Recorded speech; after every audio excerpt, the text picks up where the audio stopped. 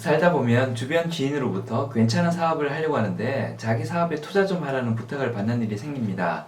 친구가 도와달라고 하니 안 도와줄 수 없고 주식 투자 좀 해봐서 아는데 까짓건 뭐 별거 있나 하는 생각에 크지 않은 돈을 투자하는 경우가 생깁니다. 그런데 이게 진짜 투자인지 못 받을 돈 그냥 빌려주는 것일지 잘 생각해 보셔야 합니다. 여러 가지 특성 때문에 지인에게 투자하는 돈은 못 받고 묶이게 될 가능성이 크기 때문입니다. 해외 유명 커피 브랜드의 국내 판권을 얻다든지 뚜껑을 따면 압력 변화로 음료수가 냉각되는 캔이 곧 개발되는데 이거 판매하면 대박이 날 거라든지 하면서 자기 사업에 투자하라는 부탁을 받을 수 있는데요. 이런 방식으로 개인이 지인의 사업에 투자하는 것은 제도권에 있는 투자 회사들이 스타트업에 투자하는 것과 큰 차이가 있습니다. 지인에게 투자하는 경우 투자한 돈을 회수할 시점이 불분명하거나 아예 불가능한 경우가 많다는 것이 차이인데요. 불분명하거나 불가능하다는 것의 의미가 회사가 성공할 확률이 낮다라는 그런 의미가 아닙니다. 논리적으로 투자 회수 시점이 아예 설계가 되어 있지 않다라는 뜻인데요. 희박한 가능성으로 그 회사가 잘 된다 하더라도 투자자가 돈을 벌 기회가 원천적으로 막혀 있을 가능성이 크다는 뜻입니다. 벤처캐피탈 같은 회사가 스타트업에 투자할 때는 반드시 투자한 돈을 어떻게 회수할지 설계를 하게 됩니다. 투자금 회수를 보통 엑싯이라고 하는데요. 대기의 투자 회사들은 엑싯 시점을 상장으로 잡습니다. 바이오 산업처럼 상장까지 시간이 오래 걸리고 중간에 실패할 확률이 높은 산업은 이후에 더 큰 배수로 투자하는 기관이나 회사의 지분을 매각하는 것을 엑싯 목표로 잡기도 합니다. 이때 수익은 지분의 크기와 회사의 가치에 의해 결정되는데요. 예를 들어 1,000만 원을 주고 1억짜리 회사의 지분 10%를 매입했는데 상장 시점에 그 회사의 가치가 1,000억이 되면 거래소에서 지분을 팔아 회사 가치의 10%인 100억을 회수하는 방식입니다. 그런데 주변 지인에게 투자를 하는 경우 내가 투자한 돈이 회사 지분의 몇 프로가 되는지를 구체적으로 따지지 않고 투자하게 되는 경우가 많습니다. 설령 지분을 명시했다고 해도 주먹구구식으로 경영되는 작은 회사들은 지분의 의미가 없는 경우가 많습니다.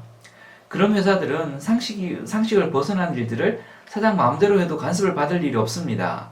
그렇게 되면 회사가 돈을 아무리 많이 벌어도 사장이 다 챙겨가고 회사 가치는 하나도 안 올라가게 할 수 있습니다.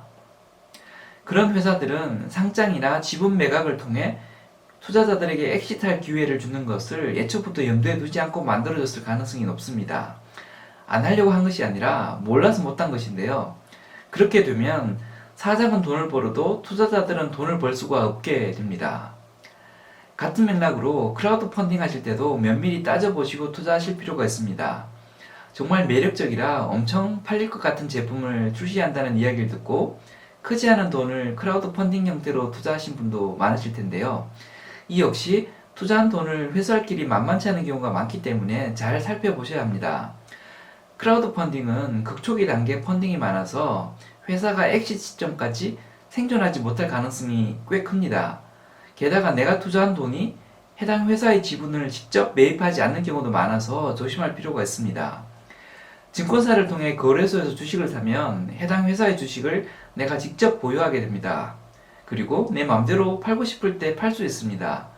그런데 크라우드 펀딩으로 투자하는 경우 내가 해당 회사의 주식을 보유하는 것이 아니라 해당 회사에 투자한 무슨 조합의 주식을 보유하는 것일 가능성이 큽니다.